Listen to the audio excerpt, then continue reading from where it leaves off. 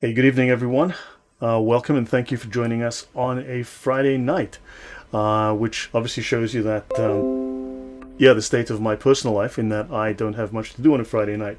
And I should be out clubbing or, something, but here I am talking to you guys. So thank you for joining me. And I have a special guest. I have Thunderous One with me. Thunderous, welcome. Hi, everybody, and hi to you, Lloyd. And yeah, you're right. We should be out clubbing and pubbing and doing those things, but we're not. We're here discussing Islam again. So it's the second best thing. That is true. So yeah, thank you to the audience. I see lots of guys. Zahar just joined us. Dardir Druha, welcome. We have Dragon, we have Casey, we've got New Zealand, we've got Rickenbacker von Braun. Lots of guys. So thank you. Today I'm going to be discussing with Thunderous. We're going to be talking about the Injil. Now, please understand. While these slides are, shall we say, technically ready, I really want to get your feedback. I want to do, in one sense, a dry run with this information. I've been very busy for months on a project I haven't really announced.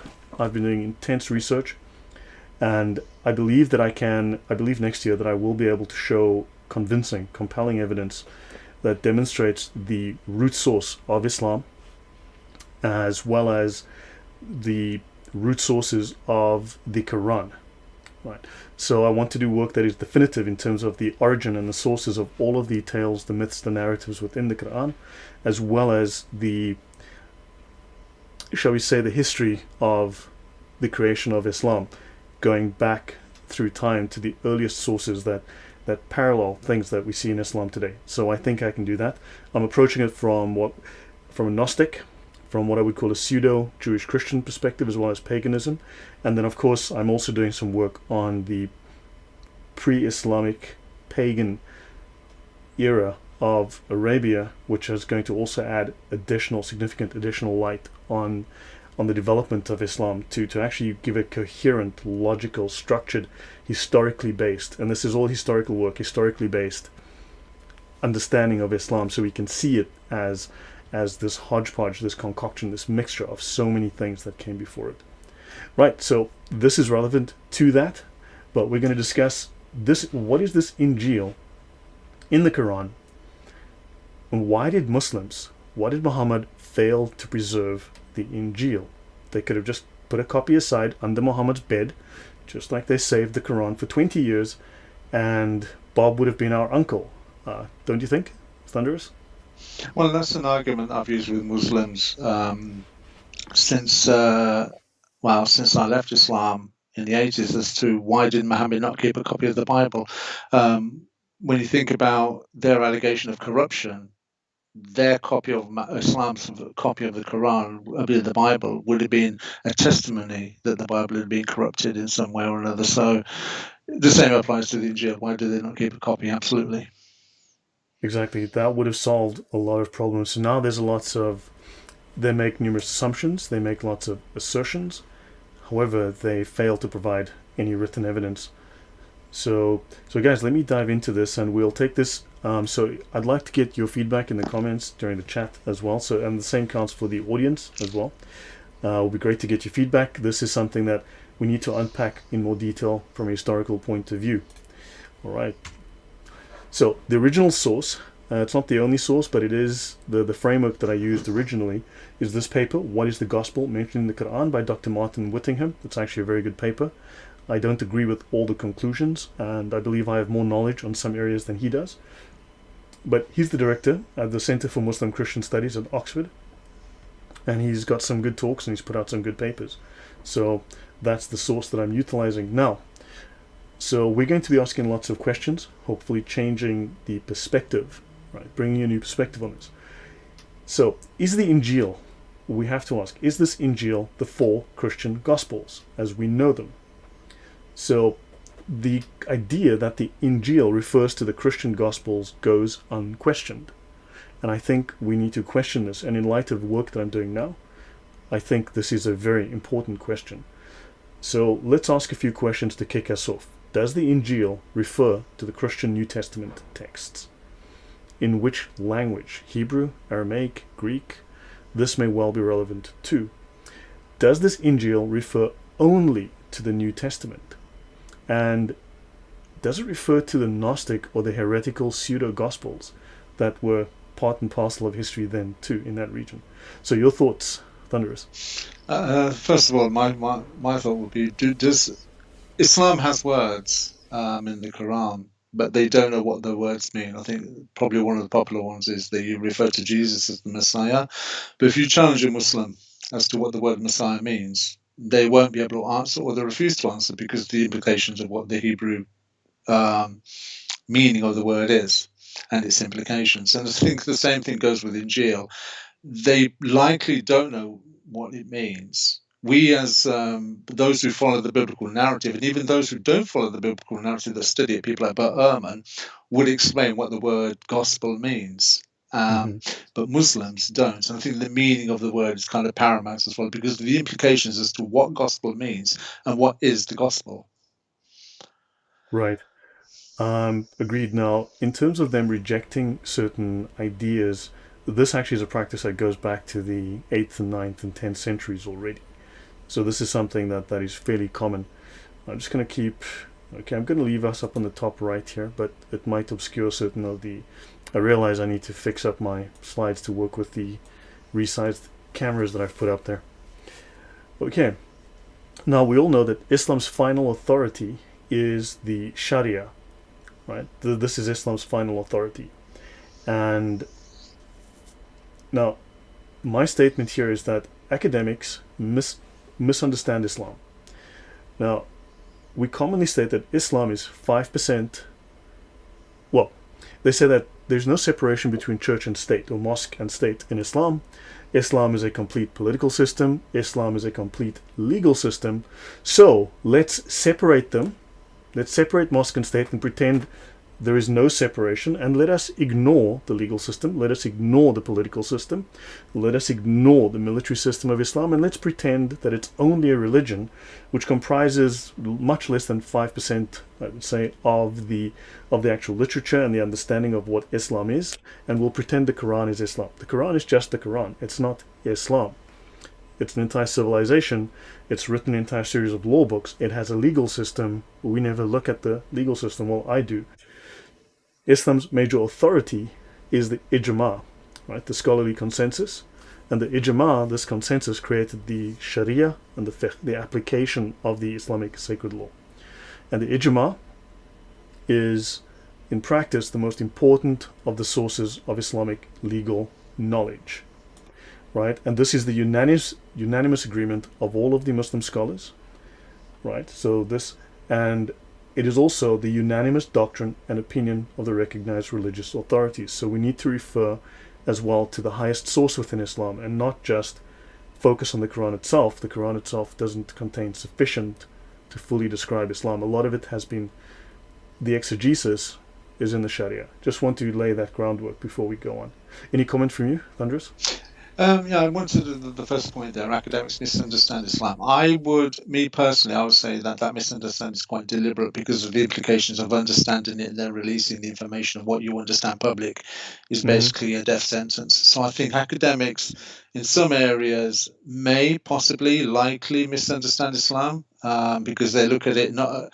How can I say? It depends on what academics, because if you're an academic that's got an evolutionary atheistic background, you're not going to look at it in a theocratic sense. So you're not going to see, if you like, the inconsistency of Islam in context of Judaism and Christianity. True. Okay, Agreed. so there's that. So like the people, the Bart Ehrmans of the world, though I think he's probably smarter than most academics. Then you've got the other misunderstandings, because the implication is if you say anything that exposes or challenges the narrative of Islam, you may as well write your will. Agreed. And also I want to mention that from our perspective, we also see Islam and the Quran through a Western perspective. So we apply that lens and we don't always see it from their perspective, which is often very, very different from the way we see it. Remember, they're a deen. Islam doesn't call itself religion, it calls itself a deen. Religion is part of a deen, but it's about 14th in the list of priorities, right? So religion is one of the elements of a deen, but it's like 14th in that list. So first and foremost, it is a political system that is repressive, that is totalitarian, and we seem to forget that. Okay, now moving on. For perspective on this, I'm afraid I'm going to be moving us up and down like a yo-yo, which is going to be annoying for a bit, but this is the final perspective on Islam and other religions from Islamic law, right? Dini Islam, Erkan says, is surrender pact. Well, yeah, it is the subjugation and domination and humiliation of others under the power of Islam. This is how it is defined, how Deen is defined. So thank you for that. So now, final, Erkan says, as in unchangeable, indisputable. So understand, it says here, previous religions were valid in their own eras, but were abrogated by the message of Islam.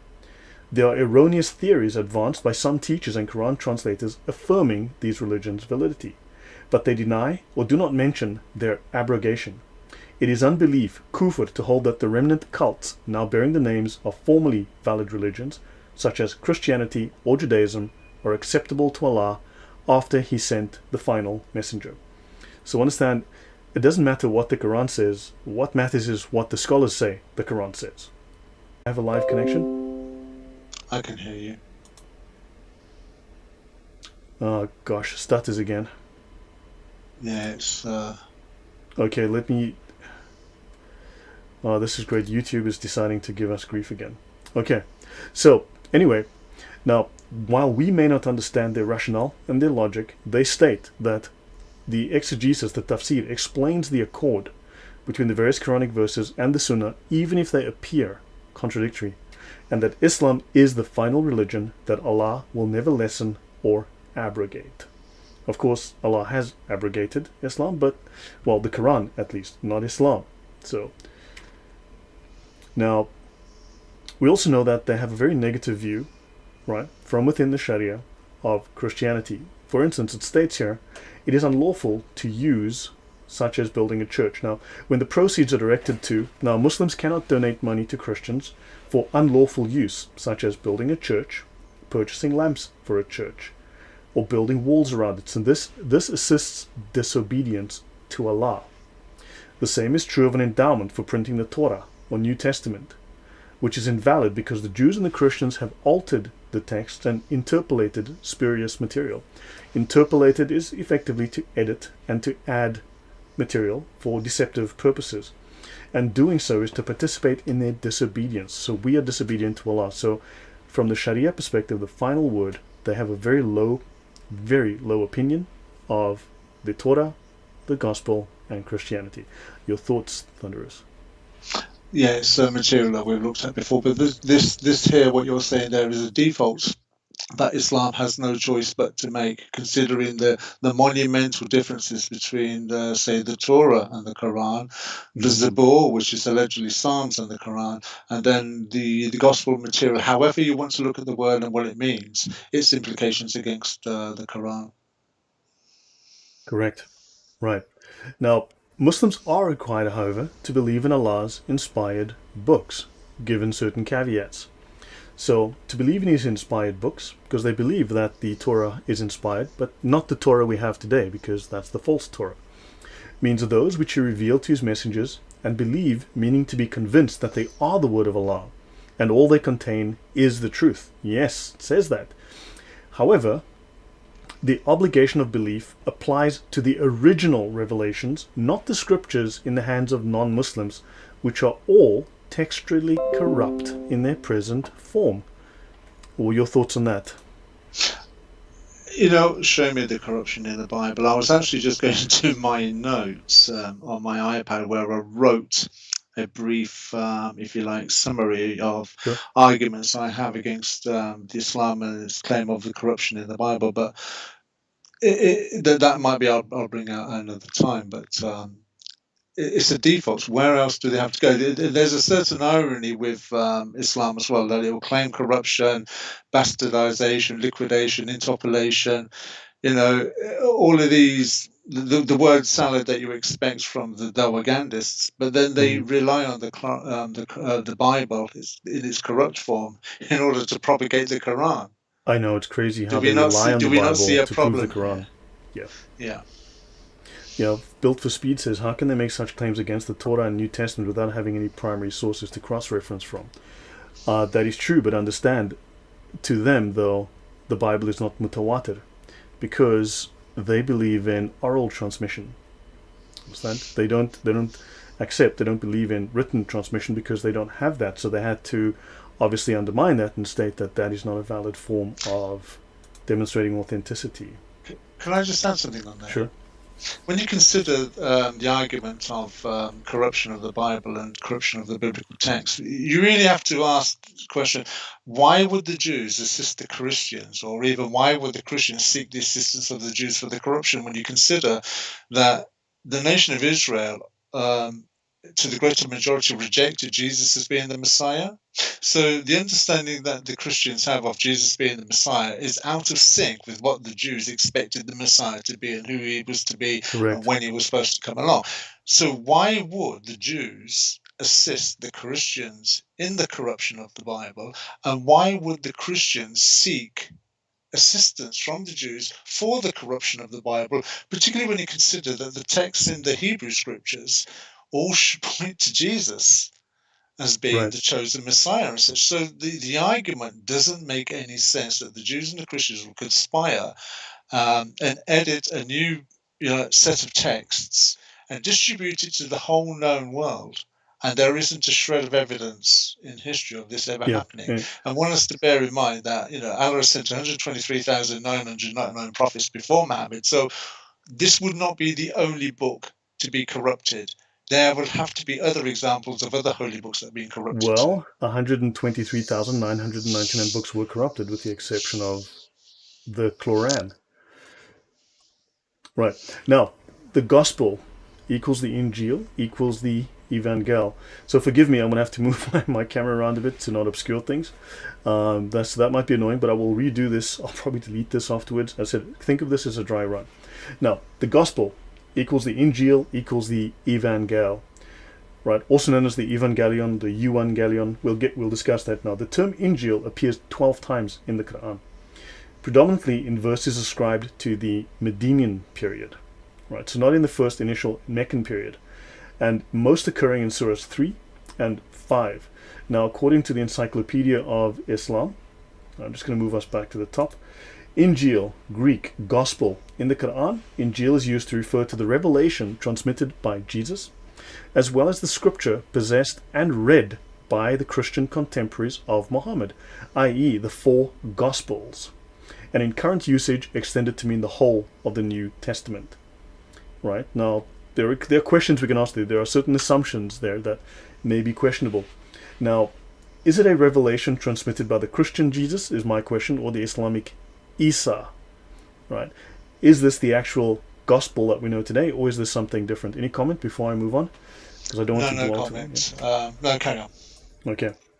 Now, other words in the Quran. Now, so for instance, there are numerous words that are borrowed in the Quran. Now, Muslims like to claim that the Quran does not borrow words. However, it certainly does, and scholars, well-known Islamic scholars, certainly do make that claim. So, other words in the Quran. So, for instance, you have here kafir, as in kufar, kafiras. There are 491 occurrences. Believers, muminun. Okay, this I stole from Odom, just so by the way, and I might have added one or two things, but so muminun, amin root. There are 202 occurrences of the amana verb. Okay, SRK is in mushrikun, associated, 165 occurrences. The kitab, people of the book. There are 78 occurrences of people of the book. Submitters, muslimun, SLM 39 occurrences. And then they speak of the Judeans, the Yahud, Hud, and the people of Hud. There are 9 occurrences of Yahud. And of this root, the Hud root, 13 occurrences to denote Jews, and 2 for the people of Hud, also Jews, sons of Israel, 11 occurrences. The Nazarenes, we don't know if those Nazarenes are actually Jews or if they are Gnostic Jews, let's call them Messianic Jews, but these Messianic Jews may not have necessarily been early Christians. They may have been Gnostic Jews, right, who've adopted, shall we say, certain pseudo-Christian beliefs. And there are certainly, in history, there are numerous of these groups, and this will be relevant in the future. There are 15 occurrences. They speak of the people of Pharaoh, 13 occurrences.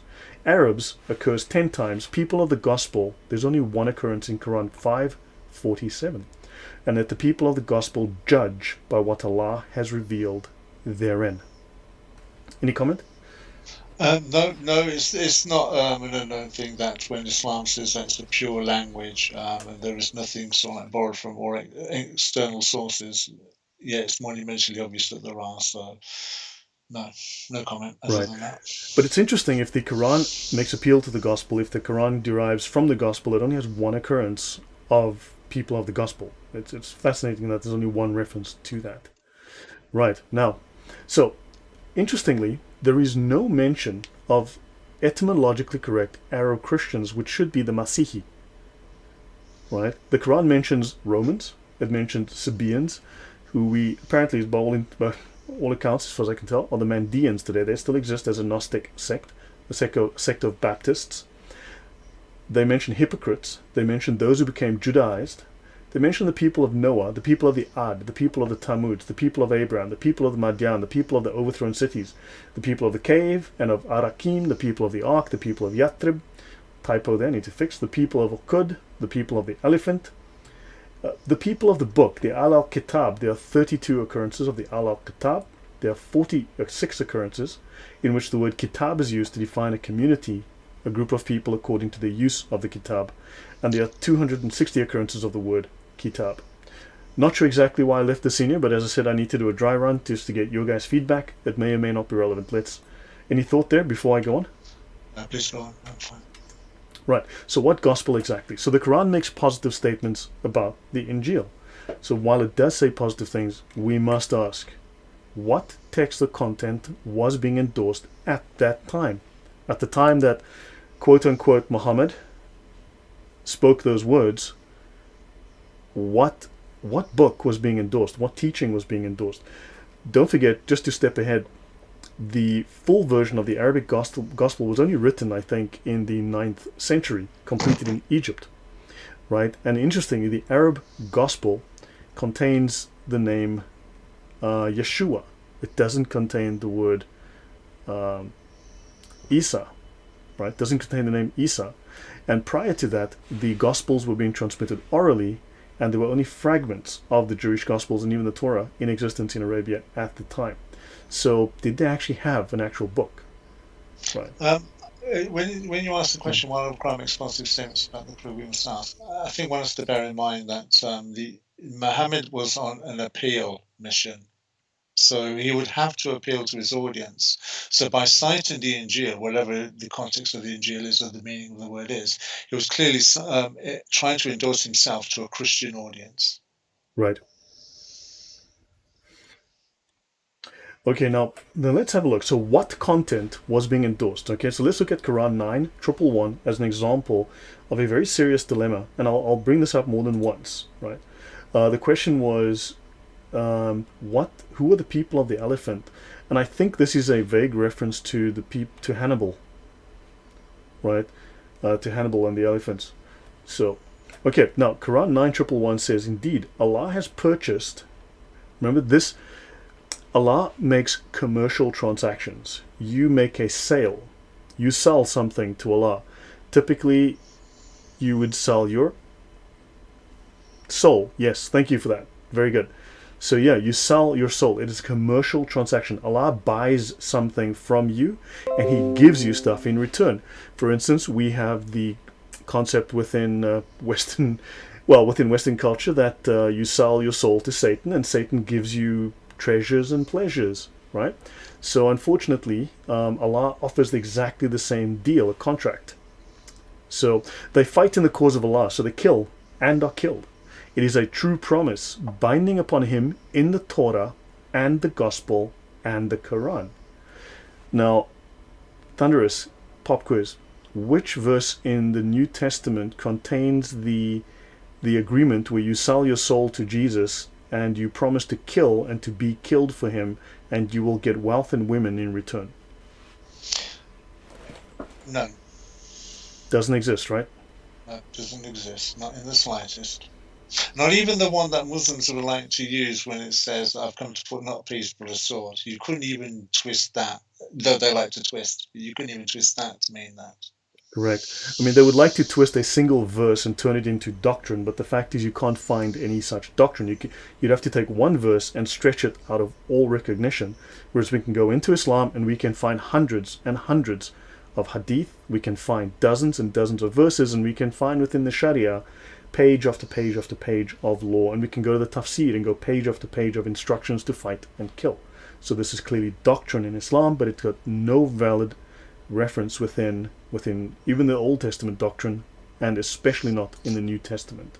And Right. can I just add before I forget, because it's just come to my mind now while you were just speaking like that, that when you look at what the word gospel means, and the message that it has, and the Good news. responsibility of the Christian, good news, but it's Mm. also good news about what? That's also an important context, which is under an obligation for a Christian to follow. And yet, you look how Islam twists it, and their message is totally opposite, in opposition 100% to what the message of the gospel is. And so there's an irony there that they're using a word that they don't understand, that they Mhm. don't know the meaning of, that we do. But whatever they think the word means, their message is 100% opposite to the narrative that we hold to. Theirs is warfare, where ours is peace and reconciliation. Correct. Dragon says, I say, as J. Smith says, just compare the book and the man, and we have the perfect book and the perfect man for our Son of Man. By the way, just on that point, I have received an email from someone. His first name is Doctor. His last name is not Nike, and he's asked me to present a few things on his channel. Right. I believe he's not going to allow me to be on camera because he did say in the email, I have a face for radio. I agreed to that. I fully understand. But maybe next year will be rather interesting. I'll be doing some hint. It's a channel that presents historical issues about the origins of Islam. So I don't want to jinx it because, man, I've had interesting discussions with, let's just say, other apologists, and they failed to follow through. So, well, let's see. Okay, moving on. Now, I want to bring up this small discussion here. This is about a man called Saif Umar, a scholar, Islamic scholar called Saif Umar, and the deception of King Paul. You might know King Paul. You know him as the Saul of Tarsus. You know him as Saint Paul. But King Paul, okay? King Paul's deception. So, I want to bring this story up to show you how Muslims have twisted and written entire narratives to try to explain away this issue that the instructions on jihad do not exist in the gospel. After the ascension of Jesus, right, his followers numbered 700 families. Saint Paul, the king of the Jews, who was in this case either out of ignorance or out of deceit conflated with King Saul, because Paul's original name was Saul, whose kunya was Abu Shaul, and he urged that the Christians be killed, but they succeeded in escaping. So Paul was the king of the Jews. You might remember that King Saul, prior to David. So yeah, Paul warned the Jews that the followers of Jesus would gain their enemies' favor and then come back to wage battle against them. They accepted his suggestion of using a trick. So Paul was the king of the Jews, and he went to the rabbis and he said, you know what? I'm going to do a trick. I'm going to give up my position as king, and he's going to wear the Christians' clothes, whatever that means, and he's going to go to the Christians' army to deceive them. Now, tell me, how large was the Christian army in the 1st century? Thunderous? There was no army in the 1st century of Christians. They what? Are you saying these Islamic scholars were scholaring? I'm afraid to say that they're being deceitful, dishonest, and waging a propaganda that has no basis at all. Okay, but fine. that's the only choice they have, because anything, unless you're in agreement with the Bible, you can only ever lie against it. All right, thanks. Yeah, I need to fix the slide next time. So actually, let me do that right now. Oh my gosh, did I just? My bad. Sorry, guys. I'm just trying to. I should have just left that alone, shouldn't I? Oh, bugger that. I'm just going to go on from where I was. So the Christians praised the Lord for the miracle of Paul's capture. Somehow, boom, bada bing, bada boom, they capture Paul. Life is good. At his request, they bring him to their chiefs. And Paul tells them he had met Jesus, who had taken his hearing, sight, and reason. And when Jesus returned these faculties, he promised to serve the cause of Jesus' followers and to teach them the Torah and its rules. So they believed him. The dumb Christians believe him, and on his orders they built a house for him where he devotes himself to religious life, and then he locks himself in. And then he tells the Christians he's had a vision. He was instructed that the correct direction for prayer was towards the east. They believe him, and they left their Qibla. I will tell you that in the 2nd century there are two, but there's certainly I have found the original root source for this, where there was a group of, shall we say, heretics where this is directly taken from, and Islam is quoting this directly from two heretical sources that I found. So then he convinced them that all food was permissible. And then Paul has a third vision. He convinces the Christians it is their duty to abolish jihad. It is their duty to abolish all warfare. So Paul tells the Christians, and this is the story that Muslim propagandists thought up from as early as the 9th century, 8th century, to explain away the absence of the instructions for jihad in the New Testament. So, on the prohibition of jihad, Paul says, I think that no one ought to be harmed, and no one recompensed. So whoever does evil to you, do not give him what he deserves. Oh, so he deserves it. If one slaps his cheek, let him turn to him the other, and if he takes some of his clothing, let him give the rest of it. And the Christians accepted this, and they abandoned jihad. Your thoughts? Well, the first thing I was thinking of is after the release of captivity from Babylon, was it 537 BCE? The nation of Israel, or those that wanted to, went back to Jerusalem, rebuilt the walls and rebuilt the temple. I don't recall any warfare from that period of time up until the 1st century. So what jihad were the nation of Israel involved in from the release of captivity from Babylon up until the arrival of Jesus? So why would there be a need for an army or a jihad then? Exactly. This is a reference to Quran 9:11, which claims there was jihad, so they're claiming that Paul edited the Bible. But you have to have an enemy.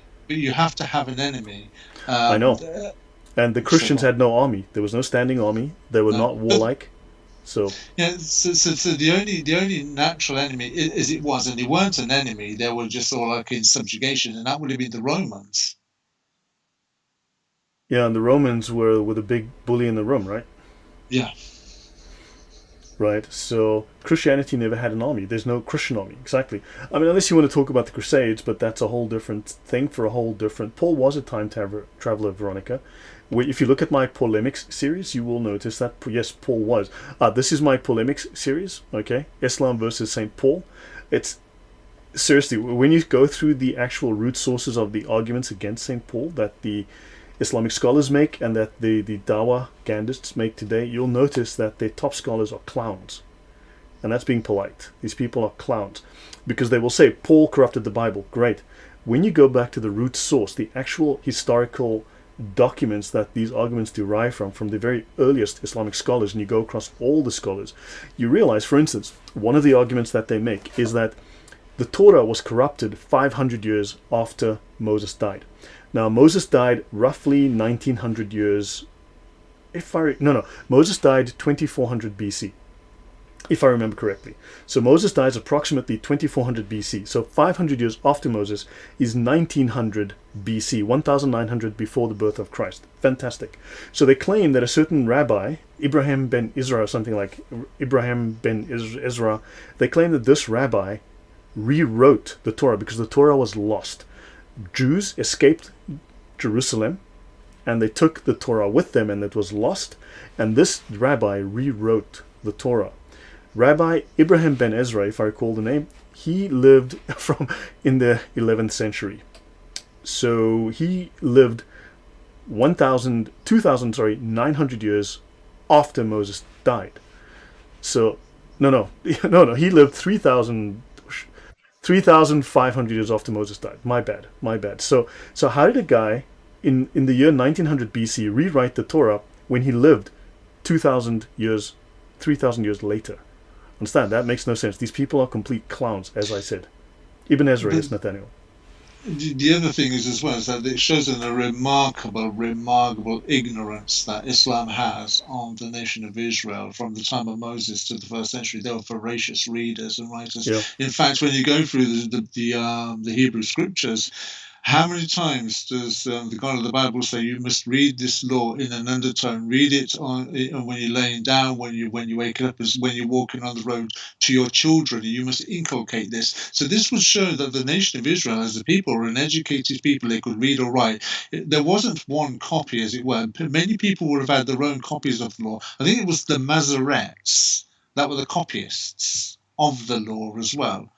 So to suggest that there was only one book shows a remarkable ignorance. And the fact that we've got so many parchments, fragments, and scrolls that are in existence today as evidences is yet again a remarkable ignorance on the part of Islam.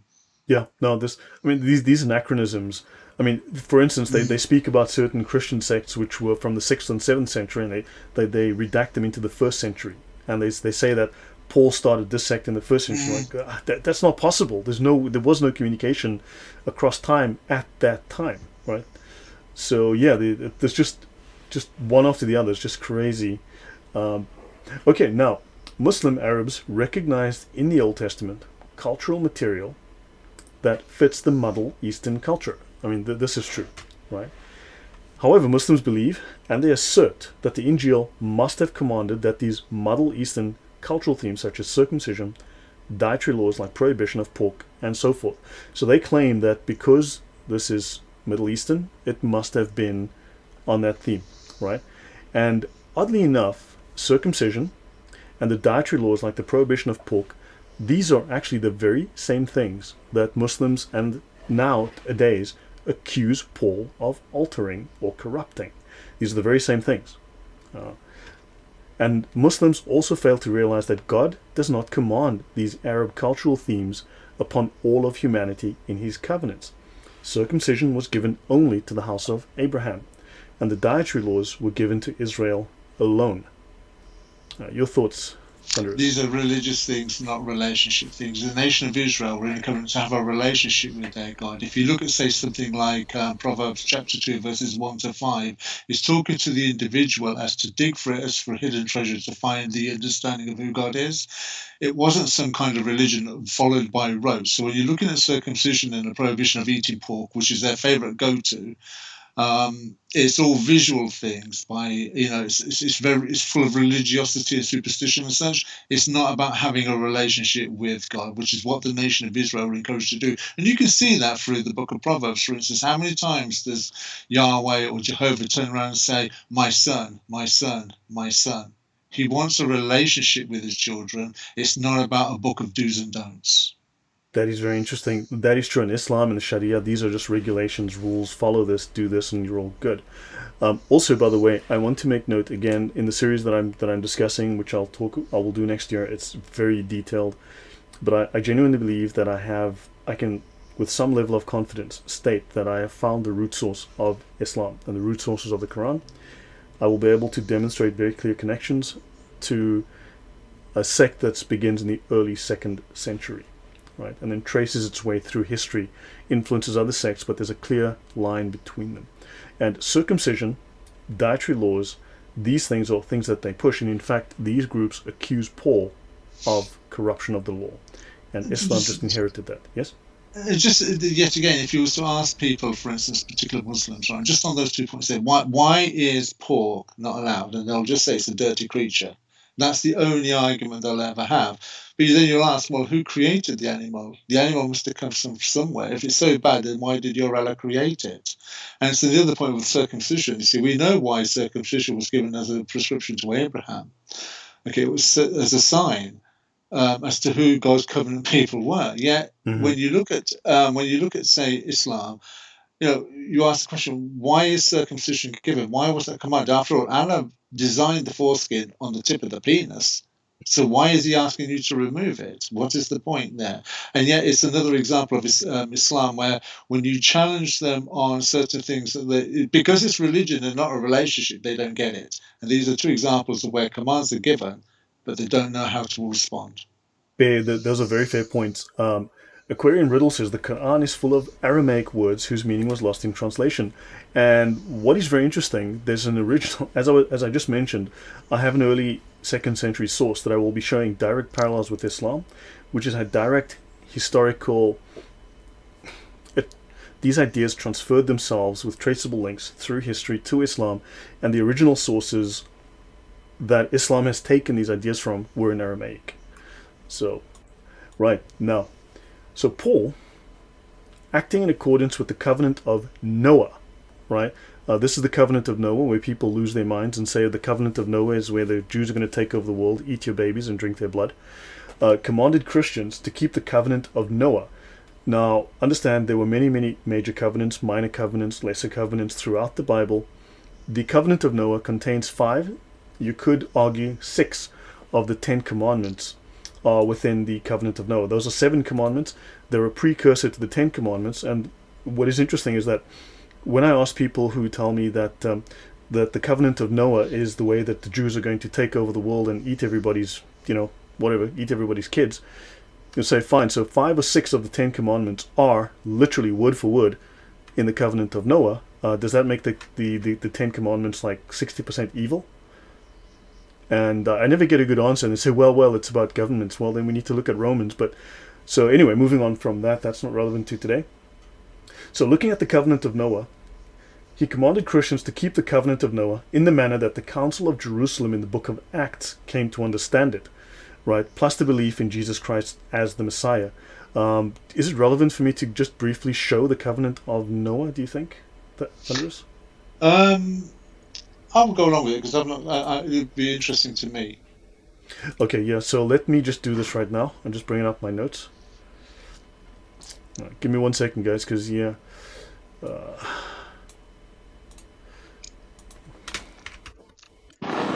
Covenant of Noah.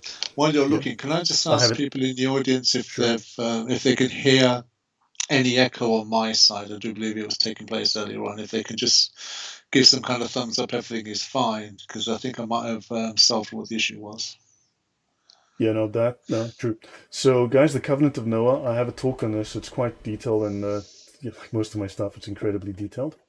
But let me just go to this. Okay, this is the basic overview of the 7 laws of Noah. Okay, the Noahide laws that anti-Jewish people lose their minds over this. Let me see. The 7 laws of Noah are biblical prohibitions from God against thou shalt not deny or curse God. You shall not worship idols. You shall not murder. You shall not practice adultery and sexual immorality. You shall not commit theft. You will not eat the flesh torn from a living animal, nor drink its blood. Right? And there is the obligation to establish courts of justice and also, by implication, just governments. Okay? So understand, so this is where Paul, if you read Romans, this 7th law would come from that. So I can go into that another time, but within Romans, Paul actually does additional exegesis on the 7th point. And so once I've destroyed these 6 points, where people say, okay, well, the laws of Noah seem, that's all holy because, it's just like the 10 commandments. They'll say, yeah, but it's here where they're going to establish courts of justice to steal all your stuffs. And then we can go to Romans and see if, then again, right. So 6 of the laws are derived from Genesis. The 7th is the establishment of courts of justice. 5 of these laws are repeated in the 10 commandments, directly, verbatim, right? 9 of the 10 commandments are repeated and renewed in the New Testament, right? And the covenant of Noah from Genesis 9, 8 to 17 applies to all of humanity and to all other living creatures. So in this covenant, God promises never again to destroy all life on earth by flood. Now remember, Noah was a righteous man. So what was it that made him righteous? This is prior to the establishment of the 10 commandments. Right. Okay, is that sufficient? Okay. Hopefully that clarified. Now, Muslims, in their arrogance, assert and believe that circumcision, dietary laws, and the Arab way of life must be universal. Now, what is interesting is that you go back to the 2nd, 3rd, 4th, and 5th century sects, they made the very same claims against Christianity. And in fact, they made the very same claims against St. Paul. Okay? And of course, universal laws in Islam is known as the Fard al-Ain. Now, today, Muslims dogmatically refuse to see that the Old Testament and the New Testament, in accordance with it, do not agree with them. Right. Your thoughts? No, I'm going to comment on that. Veronica, this Noahide thing, in my point of view, is an invention of Chabad and other conservative rabbinical groups who try to come up with a salvation message for the whole world. That would be false. Sadly, that would be very, very false. And we all have an opinion. I think that pineapples are an enemy fruit, for instance. I think pineapples need to be exiled, preferably into volcanoes, because, I mean, seriously, it's like, have you ever tried, imagine trying to eat a pineapple, that could be very harmful, especially like with those nasty serrated edges, leaves and things like that. The only way to approach a pineapple is with a knife. Pineapples are dangerous. Okay? I mean, why did God choose a dove as the symbol of peace? Doves have claws and vicious beaks, and they poop all over everything. So I think the dove was the wrong. You know what would be a nice symbol of peace is a pillow. Pillows are gentle. Pillows are soft. Pillows are warm and comfortable, and you can snuggle with them. So yeah, that's what I think. That's what I think. We all have opinions. Some of them are less informed than other opinions. Moving on. Right, Muslims should be aware that Paul stays true to the covenant of Noah, but this forces them to argue the preservation of biblical scripture, which is a weak argument at best. So they cannot prove that the biblical scripture is corrupted. Any thoughts on that? Shall I move on? Well, I was just looking at that and just thinking that the fact that Islam is, as I was speaking to somebody funny enough earlier on today about Islam and cigarette smoking. I was actually talking to a Muslim, and I was saying that the reason why you people can't understand whether it's right or wrong is because you've got nothing in scripture to tell you it's right or wrong. This is why you carry on smoking, because Right. even though you know it's suicide in slow motion, and you know that even it's suicide for somebody else, or it's dangerous for somebody else if you're smoking, because they can passively get injured by your exhaling of the smoke or the wafting of your cigarette. But that's where it's different, say, to the Judeo-Christian book, because you see, Right. sometimes God does not answer a question with a right and a wrong, good or a bad. He gives you enough information in there because he knows how the human brain works. A spiritual person will look at the scriptures if they're in a situation and then formulate a response based on principles that they can discern and glean from scripture. The Bible can't answer every situation or every question for any situation you might find yourself in, but a spiritual person will be able to look at the scriptures and then come to a satisfactory conclusion that's going to be in line with God's will. Islam can't do that. This is why we have the situation with what you're putting in that text there now. Right. Built to Speed says that cauliflower is my sworn enemy. Look, I think Brussels sprouts are small, dangerous, and very slippery, and you need to keep your eye on those things. But like I said, pineapples are an enemy fruit. The only way to approach a pineapple is with a knife. You cannot trust a fruit that you have to approach with a knife, a fairly sharp knife, if you want to make it safe. Right? And then, of course, Terminator Extraordinaire says, Mark 7:19. For it doesn't go into their heart, but into their stomach, and then out of the body. In saying this, Jesus declared all foods clean. And yes, that is correct. XYZ says, as Veronica mentioned earlier, Muslims have no reference of the Gospels. Yep. BMW says, people laughed and mocked Noah for building the ark, but through his obedience and faith in God, he was the first person in the Bible to be called righteous. Now, here's the question then. So we have to ask, now, exegesis, as righteous, Thunderous mentioned, I was about to call you righteous one. Sorry. As Thunderous mentioned, there needs to be an exegesis. You have to take the principle and try to apply it to situations which are not directly and explicitly referenced within the text. So Noah is called righteous. So what did he do that was righteous? Right? What set him apart? What were the acts that he did that made him different from the people around him? Right? So you have to then ask yourself, so what are the things that he did? What set him apart? What specifics? You know, you can't be vague. You need to be precise. And these are the things that determined how he was different, and that's the model that is used for the 7 laws of Noah. But that's a very lengthy discussion. Yes? I was just going to say, somebody said that Noah was declared righteous, and I think Abel was declared as righteous, not maybe using those words, but it's kind of clear he had God's favor, as did Enoch.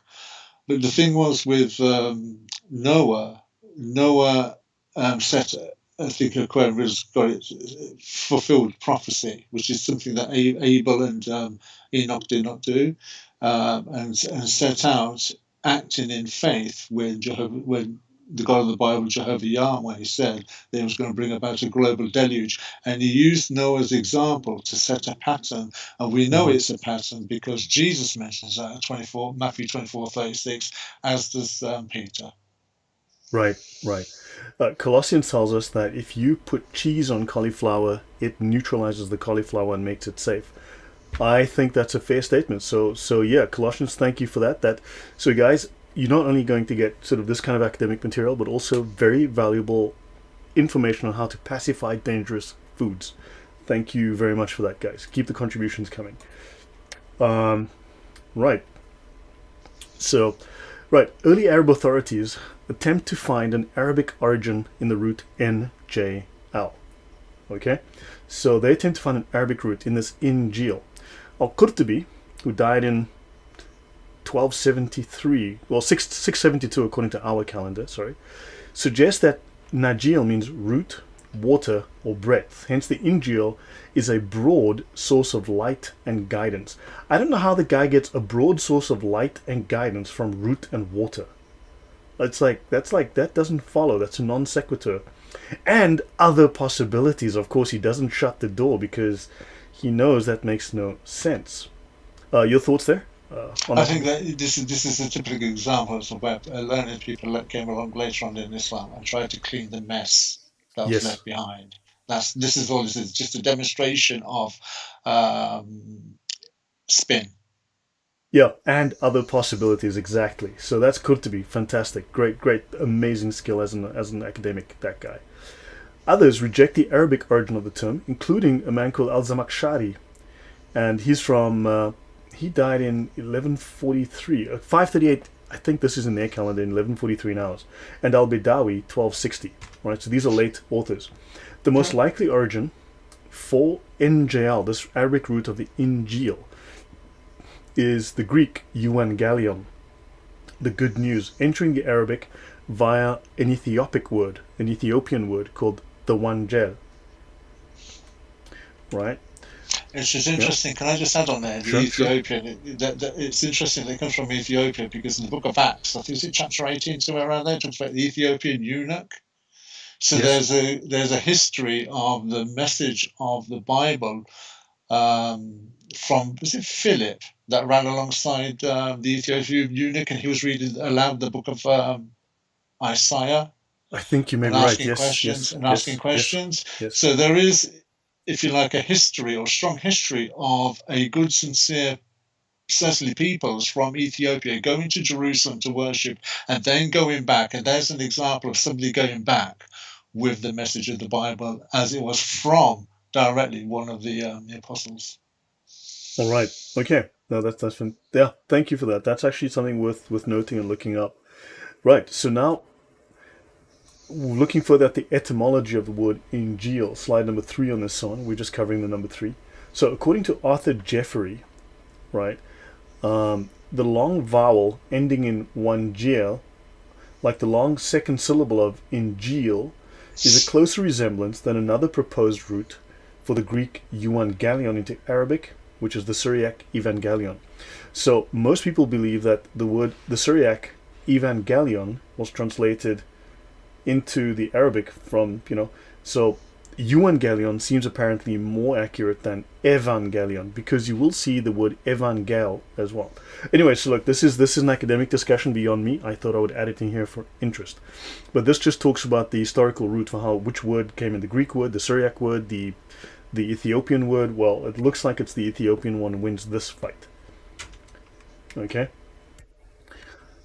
Now, the assumption that some Quranic terms were originally non-Arabic words has been seen as controversial. Okay? But, obviously, this is not the case when these words are proper nouns, i.e. names, because a name is a name, right?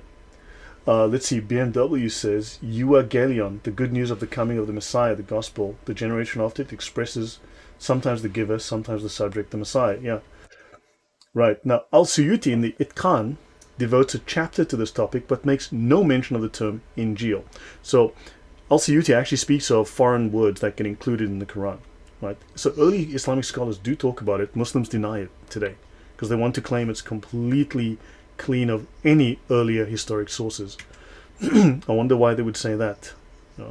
Thunderous, your thoughts? Well, I'm just thinking to myself, this is where it becomes what the Apostle Paul, not in this conversation that we're having this evening, but certainly with Muslims, about an argument of words and what words mean, and getting lost in that.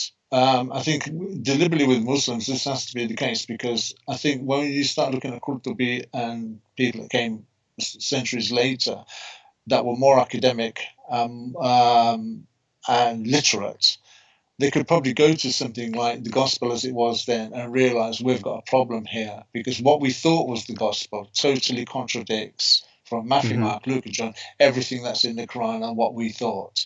So then it had to become some kind of narrative had to be set up as to what words mean so as to give wiggle room, so Mm. to speak, as to what the gospel really is in Right. their parlance. Yeah. Sister of Aaron, daughter of Imran, actually just brought up something very relevant. We know, for instance, that words were taken from modern English into the Quran. For instance, if you take the term take beer, this is a very common, very popular term within Islam, take beer. Right? So obviously they've not only stolen ancient Greek words, they've actually stolen modern terms. So look, I mean, they're very sharp, very good catch. I like that. She caught this, well done. So yeah, they need to start explaining why they claim that people should take beer. This also goes against the Quran. I'll leave it at that, you guys. But good catch there. Thank you for that. Right, moving on. I hope you guys aren't taking everything I say seriously, right? Because oh, anyway, moving on. Um, right now, so Sleepyhead Luke says, thanks for this. Been diving deep into Islam last few weeks and in need for help. So, yeah, this is going to get deeper and, yeah. So, Jesus never used the word evangelion or the word Injil, right? Interestingly, and thanks to one of the guys in the that actually made the comments. So I pick up things from you guys as well because I don't know everything. I learn a lot from you guys as well. So Jesus used the word bashar for good news from Isaiah 61:1, which is, and this is the Hebrew phrase here, the Hebrew word here, bashar. Okay, bashar, Arabic term for humanity. Thank you for that, Erkan. Okay. Okay, yeah, so now Strong's H1319 tells us that bashar means, or bashar means to bear news, to bear tidings, to publish, to preach, to show forth. Okay, it continues to say to gladden with good news, to bear news, to announce salvation as good news, to preach. Okay, and hithpale to receive good news. So there's peel and hithpale to receive good news. And this is an actual entry from, so it is not used, but so it also has from the Arabic. So there's actually an Arabic version of it, to be joyful, cheerful, especially in receiving glad tidings. So this word has an original Hebrew root, and then it has an Arab borrowing, to be joyful, cheerful, especially in receiving glad tidings, to gladden with good tidings, okay? And the primary sense appears to be that of beauty or fair within the Arabic, though. And remember, they want to apply this to Muhammad because this appears in various verses where Muhammad becomes Ezekiel's wife, okay, and Muhammad becomes a cross-dressing time traveler.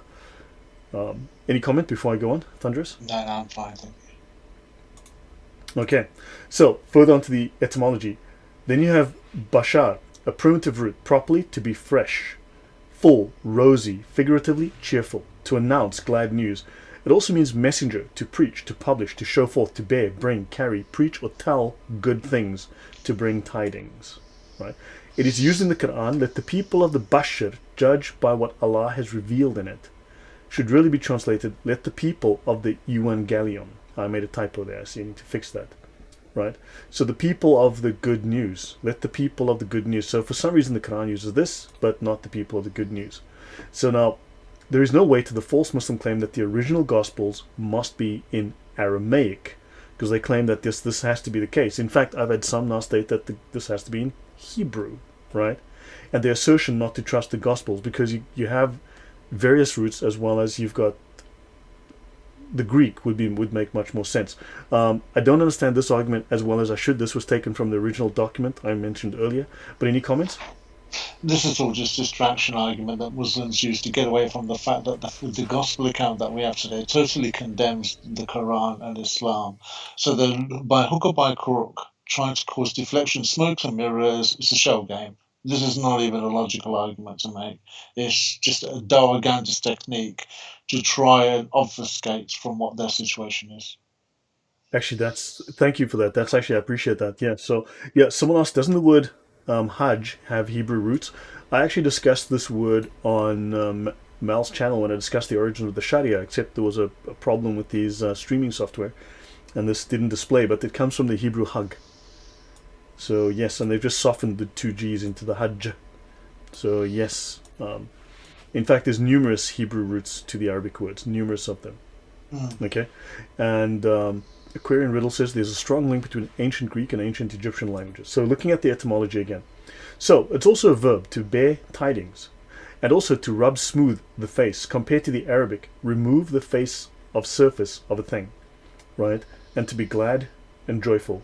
So two very different meanings. In Arabic, he rejoiced him with the message of the birth of a son. Interesting. So the same word, the bashar, he rejoiced him. So this is an example. He rejoiced him with the message. That's the context of which you would have that. And in Ethiopic, bring a joyful message. So Assyrian, busuru.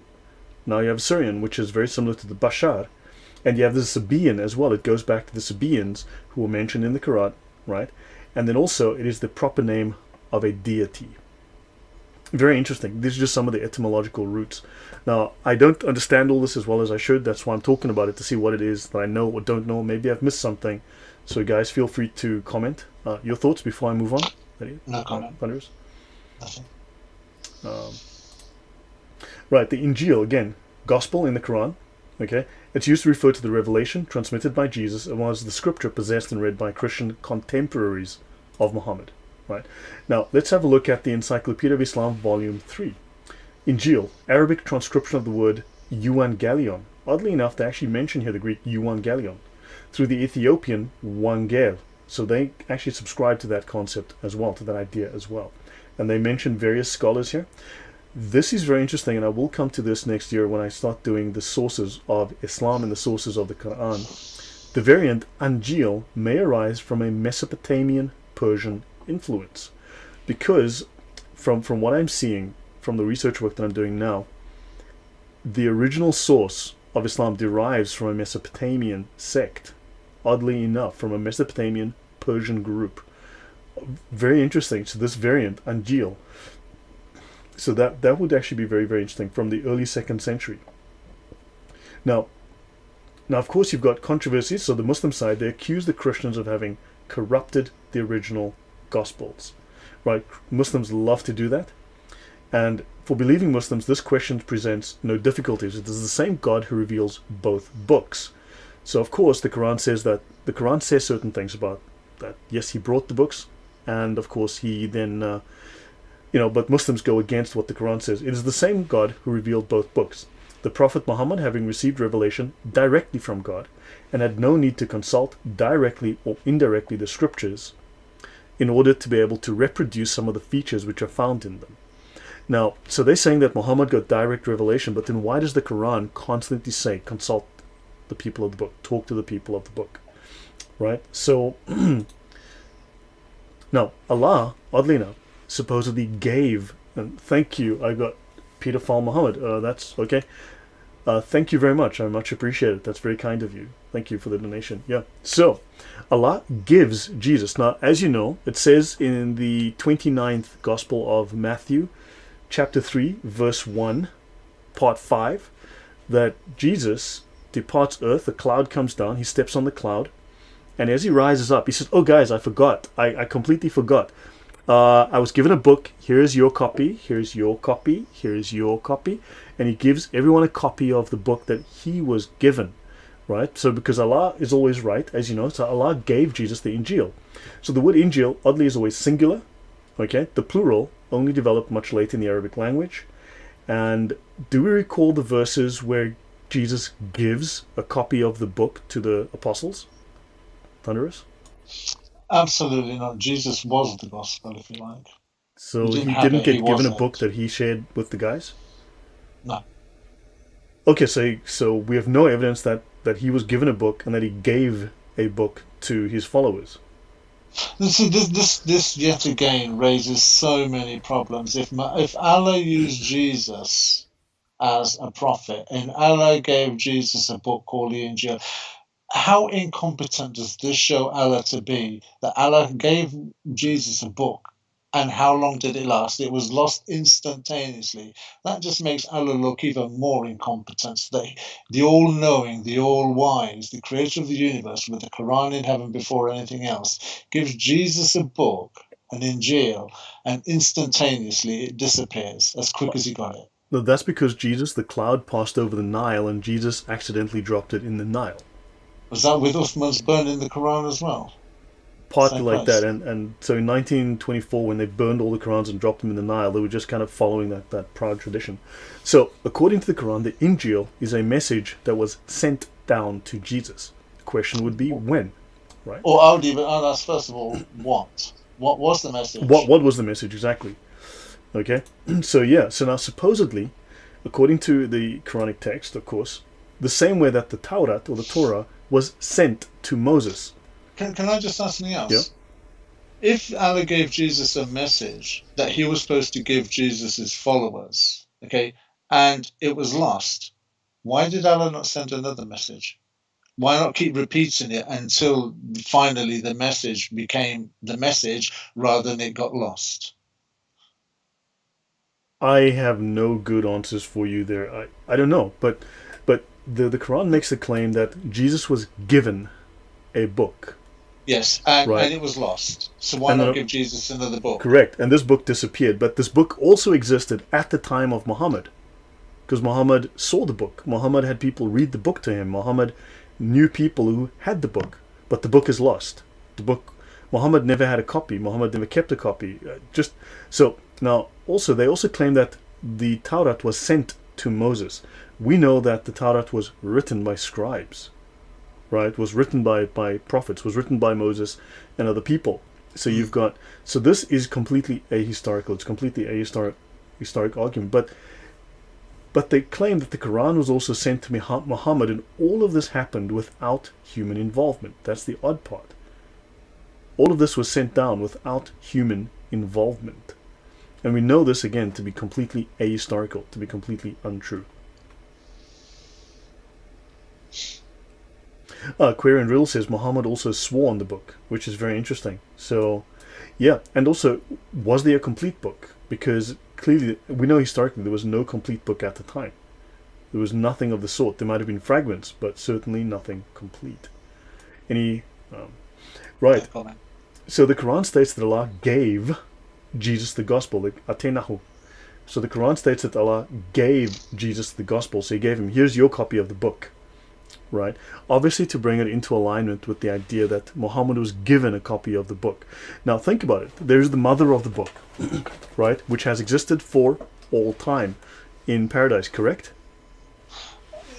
Yeah, this is, I think I know where you're going to go with this. Yeah, well, the question is, so why didn't Allah give Jesus that book? If it's existed for all time, why did he give him a different book? Okay, that wasn't the book I was going to go. That wasn't the direction I was going to go. Where were you going to go? See, that's a good point, though. That's a very good point you're raising there. Right. But my point would have been, or the one I was thinking of was, this for me kind of sets, I'm just thinking about it, this sets up Muhammad in the eyes of Muslims as more credible as a prophet, because all the other books, including the one sent to Jesus, was all lost, disappeared, bastardized and liquidated. Yet the book that Muslims have, the Quran, is divine and is being kept together and has been unchanged, not a dot or anything. So from the Muslim polemic side, it gives credibility to the Quran because this book has not been lost, whereas all the other books, including the one given to the Christians by Jesus, has been lost. Right. Yeah. So anyway, so Jesus, the son of Mary, not the son of God, right? And we gave him the Injil, which was guidance and light, confirming that which preceded it of the Torah as guidance. Excellent. Right? Now, Quran 57:27 says, we gave him the gospel. So there are numerous attestations in the Quran that Jesus was given a gospel. When? We don't know. Right? And of course, this original book. But then, of course, it says here that Allah taught Jesus the gospel. Right? So he was given it, but he was taught it. So that's fascinating. So yeah, but just keep that in mind. That's alam too. That's the different word there. And in Quran 5:110 it says, remember when I taught you writing and wisdom, the hikmah, and the Torah and the Injil, and when you designed from clay what was like the form of a bird with my permission, then you breathed into it and it became a bird. This, of course, is a Gnostic myth taken from the Syriac infancy gospel, also known as the Arabic infancy gospel. And it's a New Testament apocryphal writing concerning the infancy of Jesus. And it may have been compiled as early as the 6th century and was partly based on the infancy gospel of Thomas and the Protevangelium of James. We know for a fact this is a Gnostic story. It's got no relationship. So what I think we can begin to conclude, at least once I get into some other material later on, is that Muhammad, whoever he was referencing existing Gnostic and pseudo-Jewish Christian texts. Your thoughts? No comments. Okay, so these texts existed. Now, Arabia had become a little melting pot for all of these pagan groups, all of these Gnostic groups that had been kicked out of Rome, because remember, Rome became Christian. So all these other groups had to take a hike, and they all ended up in the one place where they could all, where there were no rules, Arabia.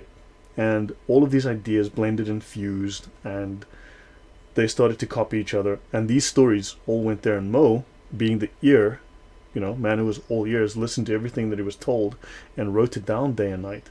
He simply just borrowed these ideas. So this Injil starts to me to look like this is simply Gnostic texts that he just copied stories from.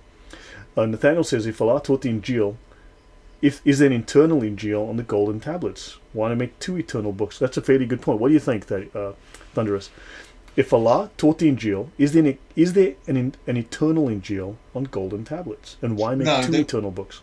No, because we have to give Quran. Islam wants to give Islam and the Quran credibility. It can't, because if there was an eternal book in heaven that was the Injil, it makes Allah look incompetent that he handed down a book that couldn't be kept yet. It's eternal in heaven, but it can't be eternal on earth. They can't have that. You can only have one book eternal in heaven and one book eternal on earth to give Islam the credibility that it requires. Okay, which is why they claim that the Quran abrogates the previous religions, yes. That the new message abrogates the Sharia of Muhammad abrogates the Sharia of Jesus, and each subsequent Sharia abrogates the one before it, or at least the majority of it. But it's very interesting that they also want to abrogate the Sharia of Jesus with the Sharia of Moses. Very weird. So hikmah, wisdom, science, and philosophy. Right, so just so you know, I just take this from the Encyclopedia of Islam. The Dar al-Hikmah, the House of Wisdom, in the Quran is used in several Medinan passages for the revelation or part of it. So, yeah. So the Injil, was it given to Jesus during Ramadan? So it is commonly thought that the Injil was given to Jesus all at once. Remember, with no human intervention, just like the Torah was given to Moses. Right, and the Quran was given in stages, which is very odd. Why everyone else got their book all at once? The Quran was given over 20 years, 22 years. Yeah, Allah was waiting for Khadija to die first. That's a fair point. She wore the pants in the house. Mm-hmm. Right, this is a common view of the exegetes. The Quran was given in stages, and Jesus got it like all at once. Right, DHL delivered the book on the 13th day of Ramadan, just so you know, because Al-Suyuti in the Itqan mentions a tradition that the Injil was sent down on the 13th day of Ramadan. So they don't know what the book is, but they know when it was sent. To the day. They've even got the delivery certificate. It's kept inside the Kaaba. They won't show it to us, though. They've got the label right there. So, for Christians, at the time of the rise of Islam and today, this is not the meaning of the term gospel. It's not the book that God gave Jesus that we don't have anymore. Right? We have a completely different view. The gospel is a message about Jesus' life, his death, and resurrection proclaimed by Jesus or his followers. Can I just add on to that? If you go to Matthew 24:14, it also says, this good news of the kingdom will be preached. So this gospel of good news is also about the incoming of God's kingdom. And we know that's true, because if you go to Matthew 6:33, it talks about seek first the kingdom and his righteousness. But if you move backwards a little bit in history to the book of Daniel, chapter 2, verse 44. You're going too fast for me, man. Wow. Sorry. Yeah. So if we want to understand what also is the gospel, we have to go to Matthew 24:14 first, because that gives a more accurate reflection as well. I'm not suggesting that what has been said about Jesus, the ransom, his life course, now I'm not denying any of that. That's all part of it, but there's something important as well that gets missed. So if we go to Matthew 24:14. I'm on it here.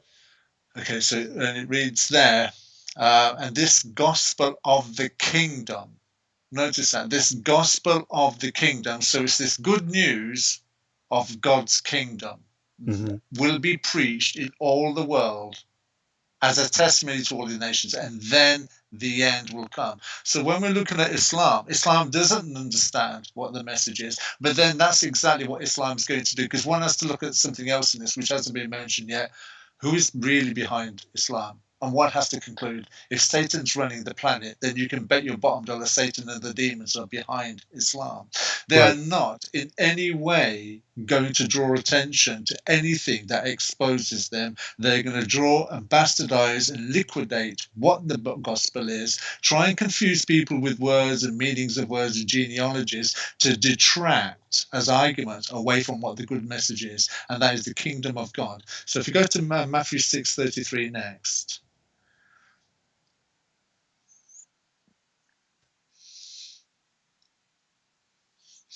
Matthew 6. Matthew Great. 6:33.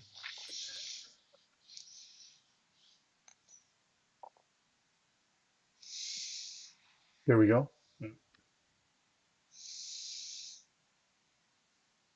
Seek first his kingdom and his righteousness, and all these things will be given to you. Exactly that. So notice that there. Seek first the kingdom and his righteousness. That would mean living a life where you're putting God's kingdom first, God's godly principles, and living your life as though you're expecting the kingdom to take place tomorrow, and God's righteous lifestyle. So the kingdom, the whole point of me bringing this up is that the kingdom is a very real government. It's not some condition of the heart. And how do we know that? For the last scripture, if you don't mind, can we go to Daniel 2:44? And this really solidifies what the gospel message is. Daniel 2:44. In the time of those kings, the God of heaven will set up a kingdom that will never be destroyed, nor will it be left to another people. It will crush all those kingdoms and bring them to an end, but it itself will endure forever. Right. Yeah. Can I just break that down just a little bit, if I may? Yeah. Sure. Right. So it says in there, in the days of those kings. So if it was sort of like talking about the past, it would be Daniel would have said in the days of them kings. If he was talking about contemporary times, he would have said in the days of these kings. Mm-hmm. But he's talking about a time in the future, in the days of those kings, Yeah. the God of heaven will set up a kingdom. Okay, notice what it goes on to say, that will never be destroyed. So God's going to set up a government that will never be destroyed. Okay, then he goes on to say, it will be left to another people. So it's not going to be voted in, voted out. There's not going to be any military coup. There's not going to be like a sniper with one bullet causing 7 wounds between Jesus and maybe the Apostle Paul, and found on a gurney somewhere with no blood on it or anything. It's not going to be, they're not going to get. This is a permanent government. Notice what it happens next. It will crush and put all those kingdoms. Crush all those kingdoms and bring them to an end, but it itself will endure forever.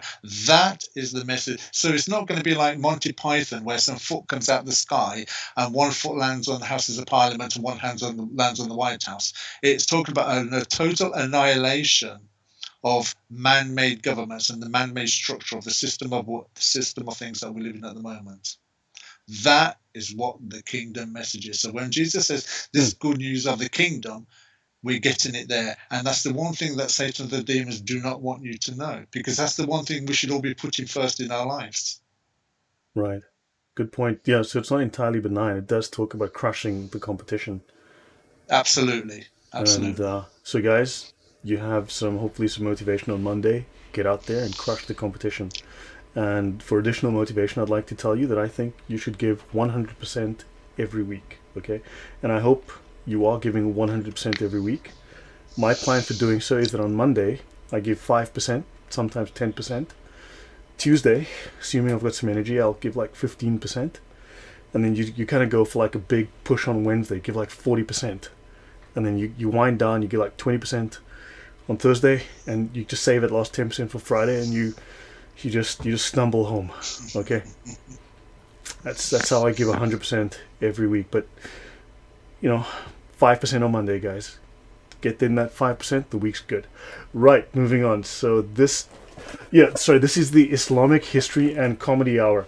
So I got a comment up here that states that there were also other agents of revelation for the Quran, like Umar, who had influenced some surahs to be revealed. Yet that is true. That's a very good point, Omid. And then, of course, you had Joseph Smith. Joseph Smith, of course, also had golden tablets on which there were little secrets revealed. That was a little higher. Oh, there we go. Golden tablets with sacred writings too. So yes, anyone can play that game. All right.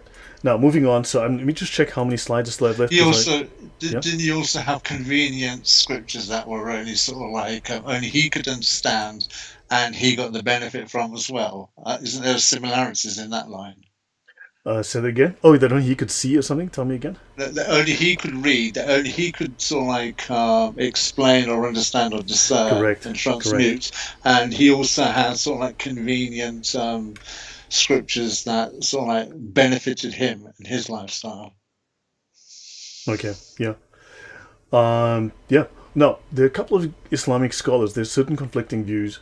So we'll call it to an end shortly because we're roughly halfway through this. But this is introducing the subject. So there's Badawi or Badawi, as I was told. I met a fantastic Jordanian guy when I was working out the Middle East. His name was Badawi, and Abd al-Halim, writing in the Brill Arabic English Dictionary of the Quranic Usage, the Christian tradition is synonymous with the good news taught about Jesus, while the Islamic concept emphasizes a divinely revealed text. These are two vastly different views, and I think there's no way to reconcile these views. The one says Jesus brought a message of good news, right? The kingdom, the divine kingdom, whereas Islam says Jesus had a book. He took out from the divine library and then he lost it, and he probably had to go up to heaven to go and pay library fines. So those are two completely different concepts of what this is, and Islam insists that its view is the right view, and it refuses to listen to Christianity in context. It dismisses it completely out of hand. So the term gospel can denote one of 4 books that Christians regard as divinely inspired and authoritative. Right? These are known as gospels in the New Testament.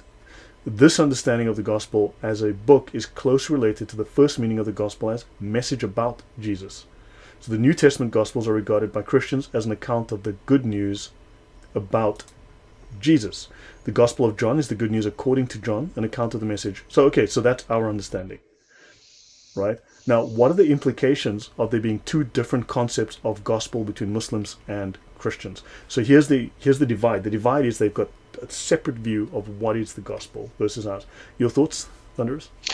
Oh, I was just thinking straight away with Islam, if they're going to suggest that the Gospel of the Injil is something that Jesus received directly from Allah but then was lost, I hope they stop quoting John 14:16.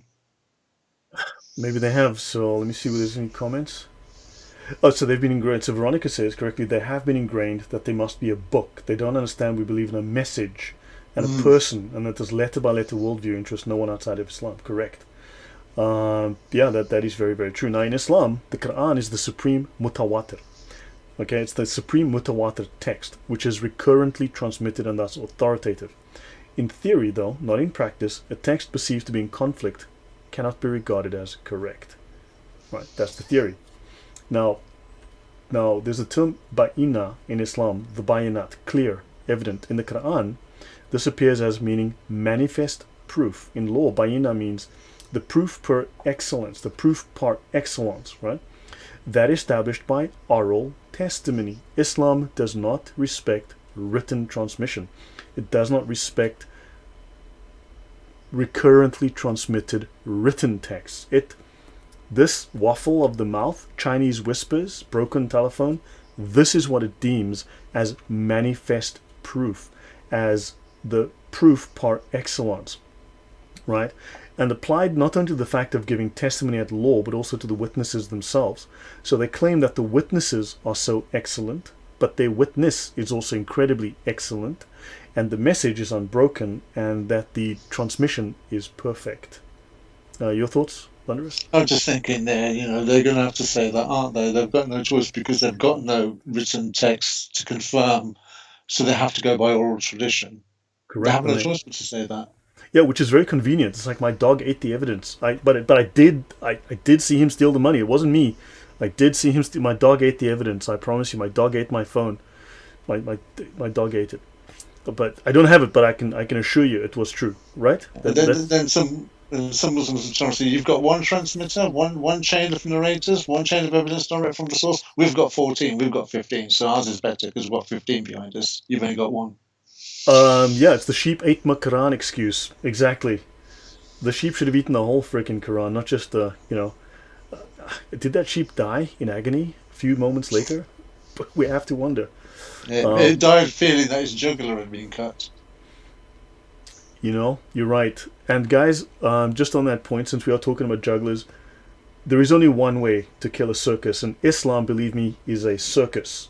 The only way to kill a circus is to go for the juggler. Okay? Did you just think that up? Did you just make that up? Not quite. I've been wanting to use that whole week.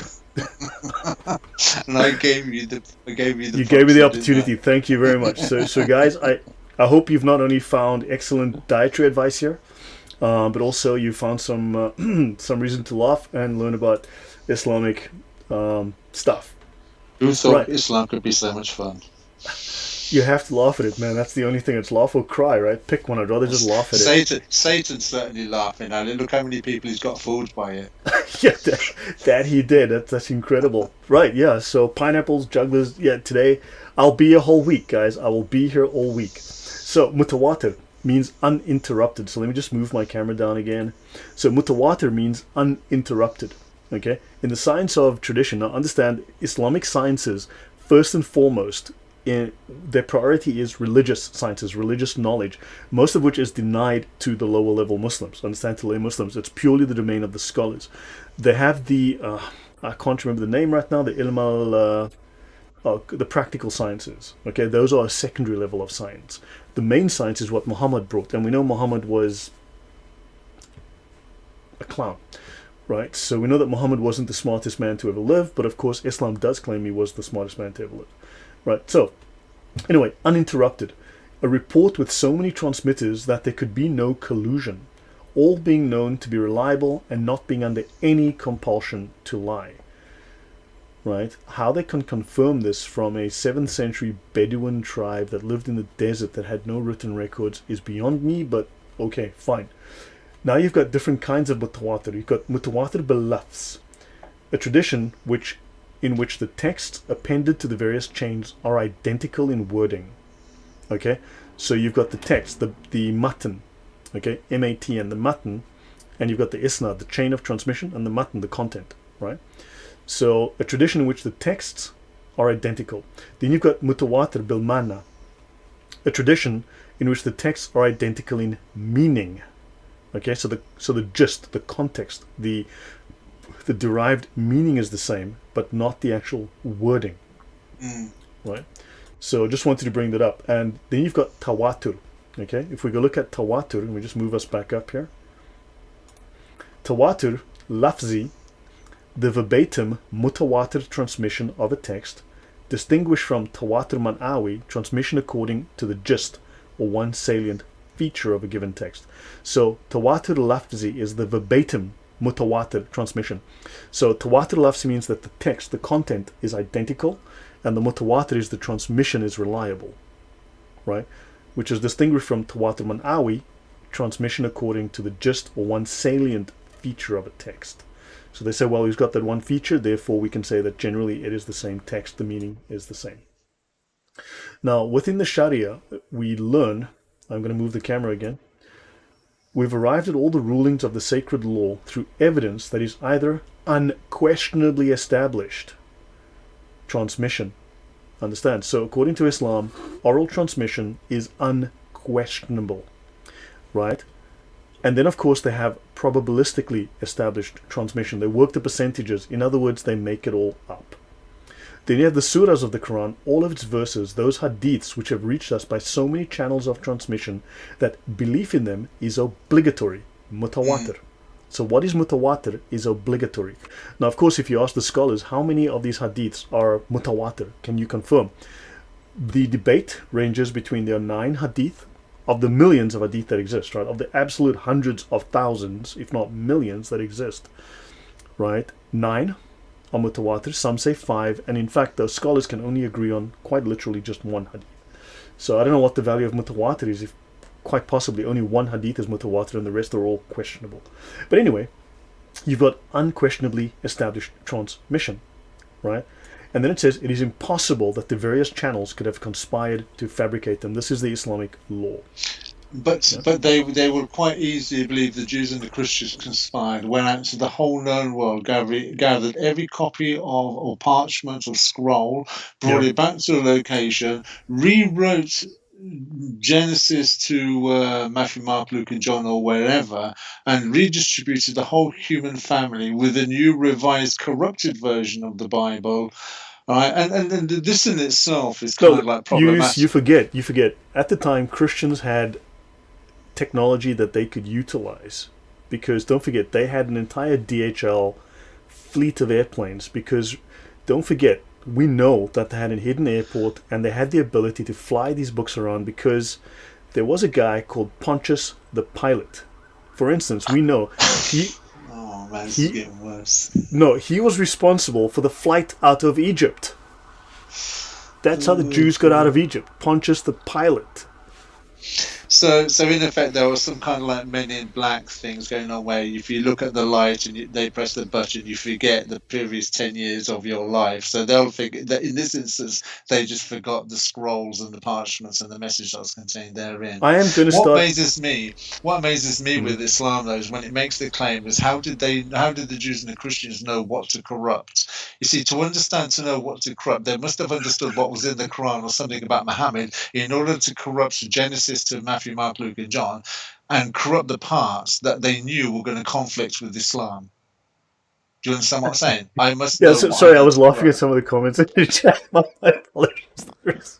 If you could just please say, just repeat that. But so, how did they know which ones to corrupt? Because what I'm saying, how did they know what parts of the Bible to corrupt and with what message? Because you will have had to have understood what Islam is and who Muhammad was in order to corrupt it in opposite direction. But isn't it convenient that the Christians didn't, and the Jews, working together, didn't corrupt the verses that the Muslims need to prove that Muhammad is a prophet? Well, this goes back to another point that, is why is it then that we find with the things that Islam kind of like argues with, why do we not find those things in the Bible, the red herring arguments? Right.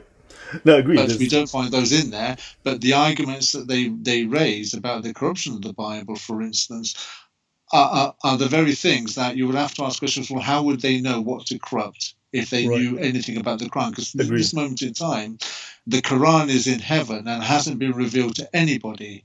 If that's the case, then how did they know what to corrupt in the Quran, in the Bible? Don't forget, the scholars do state that the Quran was corrupted after the time of Muhammad. After, which means that there was a full Quran now. So that the Bible was corrupted after Muhammad. This is the statement of the scholars, right? Was corrupted after.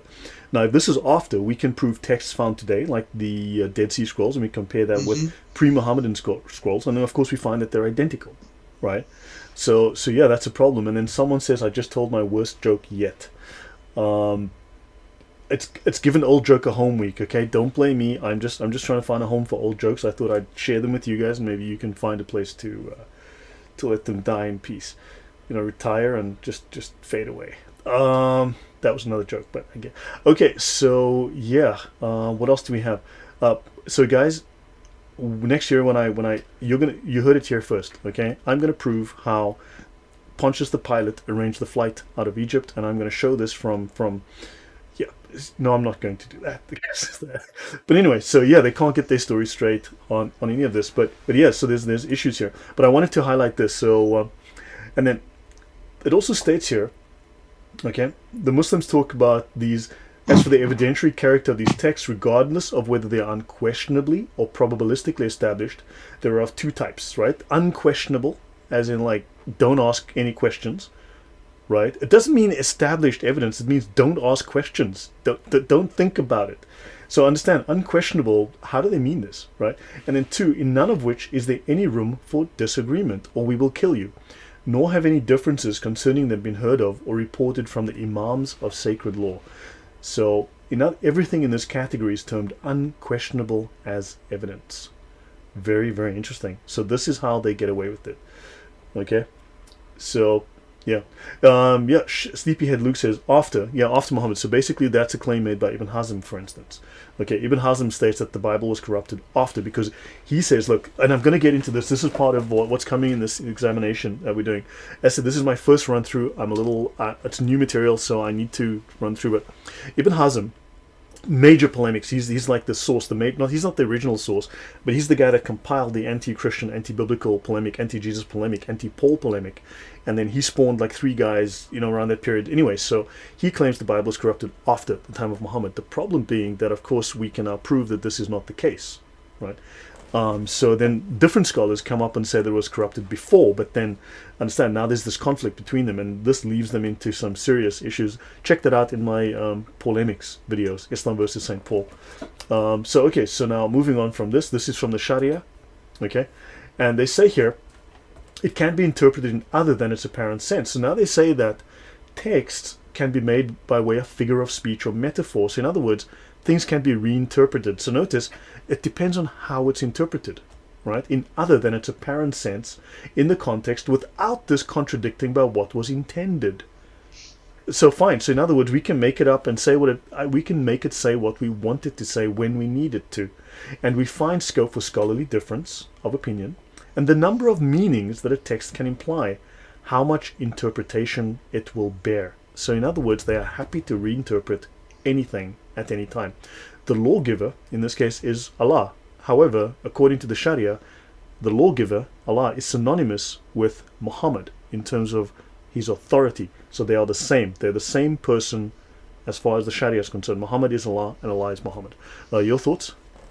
I just find this perverse and sickening, to be honest with you, that this could take place within the faith system, where you can have a word that can have any number of meanings depending on the circumstance that you find yourself, or it's not you yourself, but Islam finds itself at any one given time, that you can retrospectively apply whatever meanings that you want.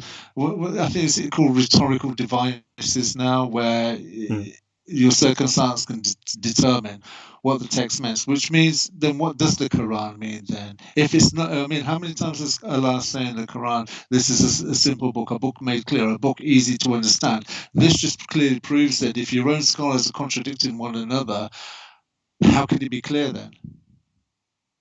Correct. It just shows they've got there's no boundaries here. These guys can just make it up as they go along. There's something wrong with that. And guys, I'd like to wind down. We're about roughly halfway through this. So let me just take this away. Were you okay to? Should we wind it down here? Thunderous, maybe pick this up next week. So let me finish these 1 or 2 pages on the Sharia, okay, which is the final interpretation of the meaning of the Quran and the Hadith and the Sunnah and all that. So the types of Sunnah, okay, Hadith, include Hadiths that are mutawatir. As I said, scholars debate. There's 9, there's 5, there's 1. Well, okay. And then, of course, they also say which is obligatory to believe in, denial of which is unbelief. Fascinating. So it is kufr to disbelieve in certain qualities of hadiths. Okay, it's unbelief, right? Which puts these, in some cases, above the Quran, because the Quran's been abrogated as well, right? A couple of comments. Le Peño says, read Andrea Weissman, who is Edom, and Yair Davidi, Edom and Germany. I'll have a look into that if I recall. Just drop it in the chat later, so I don't have to search through this for it. In the Injil, Isa throws the first stone at the woman accused of adultery. Then the naughty Christians come along, change the name to Jesus, and have him save the woman. So yeah, that's very, very weird. Guys, on that point, then of course Martin Luther comes along and says that Jesus slept with that woman. But that's a story for another day, because man, when I dig into Martin Luther, oh my. But that's a story for another day. Right. And let's see. So let's finish this. So these designations do not directly influence the authenticity rating of the hadith. So a rating of a hadith at a lesser level doesn't change its authenticity. Because a singular hadith might be rigorously authenticated, and a well-authenticated hadith, right? Hadiths of both type being obligatory for Muslims to believe in. So a hadith doesn't have to be mutawatir. A hadith doesn't have to be sahih for it to be obligatory for a Muslim to believe in it, because that hadith is considered rock solid, totally authentic, even though it's not totally authentic. Interesting. And someone who denies them but these hadith though, someone who denies them is considered corrupt and not an unbeliever. Now that's fascinating stuff. So yeah, this sounds like a lot of word games and a lot of just semantics. Exactly that. Right, so final slide, guys. I'll stop here. In the Quran, Jesus' apostles are the Hawariyun, the apostles. The Quran does not comment on whether or not they should be understood as being involved in transmitting the Injil. It says nothing about that, right? Muslims developed a different concept of the gospel because they claim a message was sent out to Jesus all at once. The other is a message about Jesus, which Christians view as divinely inspired but humanly authored. So we know that there was no random message sent to Jesus, because where is it? And the Muslims did not preserve it. So I will pause there. I'll stop here. I think that's enough for today. Okay, I'll do one more slide. So Hawari, apostle. Okay, Hawariyun, 12 persons who at the time of the second Aqaba. Notice though, Jesus had 12 apostles. Guess who else had 12 apostles? I wonder. A guy by the name of Mo might have had 12 apostles. Wonder where he got that idea. And then the final slide. Any comments on that? No comment. It speaks for itself, doesn't it? And now, so I'll pause. This is the last slide I'll do. The canonical New Testament Gospels do not fit the Islamic expectation of what the Injil should be. Clearly, there's massive conflict. So Muslim scholars and apologists have proposed the existence of a pure original Injil, which is partly or sometimes barely preserved in the New Testament Gospels. Right? So for instance, Ibn Taymiyyah, Ibn Kathir, they do claim that portions have been preserved. Right? I'll get into that later when I get into part 2. It goes into much more detail. But the Quran fails to provide much detail on the supposed content of the Injil. But another major thread, it insists on scriptural continuity. Quran 9:111, as I mentioned, that the New Testament Gospel speaks of jihad. Christians are meant to do jihad. So it doesn't show anything that is actually found within the Gospels. Right? It's all Gnostic text. It's all pseudo-Jewish Christian texts, and pagan ideas, right? But it does insist on scriptural continuity. So the Quran makes this insistence and cannot prove this. I'll pause here. So guys, thank you very much, Erkan.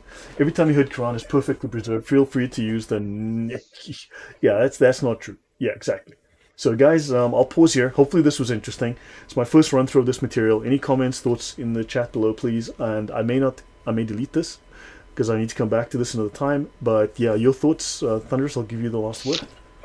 No, I thought it was an excellent discussion this evening. I thoroughly enjoyed being part of it, and what I thought was particularly encouraging, not just the material, but the listening audience as well in their participation. I just wanted to give a big thank you and a big shout to everybody that has something amusing as well, kind, encouraging and amusing. I thank the audience as well.